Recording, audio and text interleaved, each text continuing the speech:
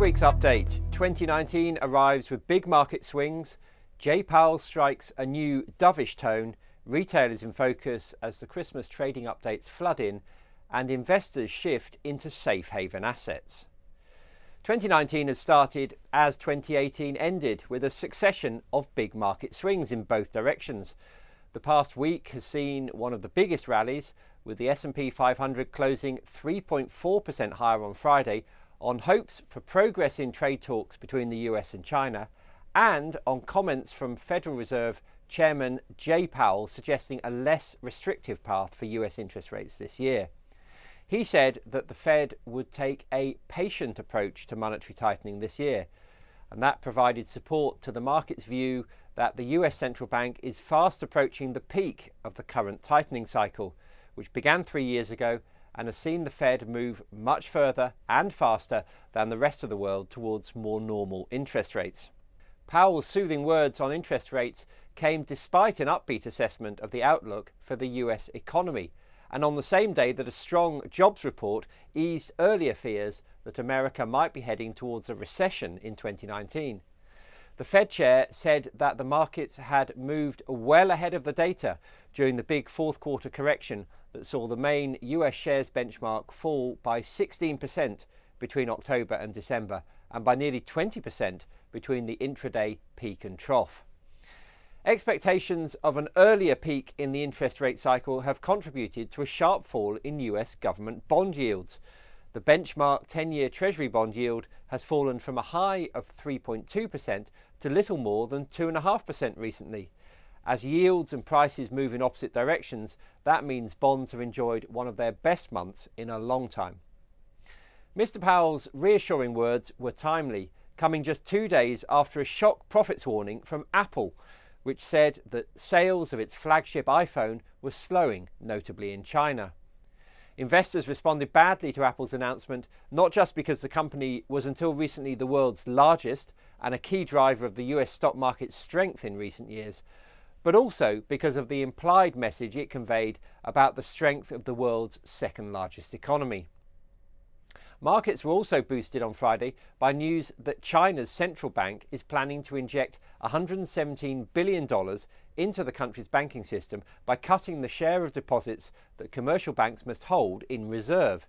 This is the latest and biggest effort to boost lending and underpin an economy that is showing worrying signs of slowing.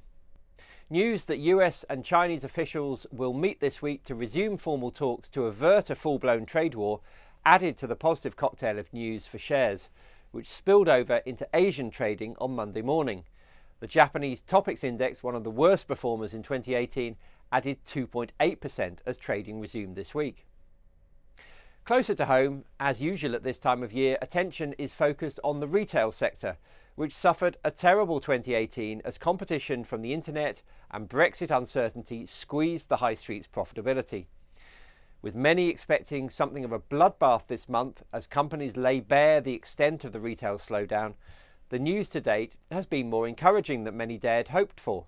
Shares in clothing bellwether Next rose strongly after it tempered an apparent profit warning with news that it stayed on track for full-year sales growth of 3.2%. The company, seen as a good indicator of the overall health of the high street, enjoyed a late surge in sales before Christmas, and it confirmed an ongoing shift of spending from shops to the internet. John Lewis, another UK retail favourite, also offered some hope to the sector's investors when it announced a rise in sales of more than 4% in both the Christmas and the New Year weeks. Attention will shift this week to food retailers, with Sainsbury's and Tesco both updating on how they fared during the traditional rise in food and drink sales. This morning, Morrison's kicked off the supermarket's announcements with marginally better than expected Christmas sales and unchanged full-year forecasts. But it's not just about the grocers. We're also expecting trading updates from Marks & Spencer, Debenhams, Mothercare, Moss Bros, Ted Baker, and no doubt many others too. The tone of the retail announcements will contribute to the overall mood in the stock market in January, which many see as an important guide to the year ahead.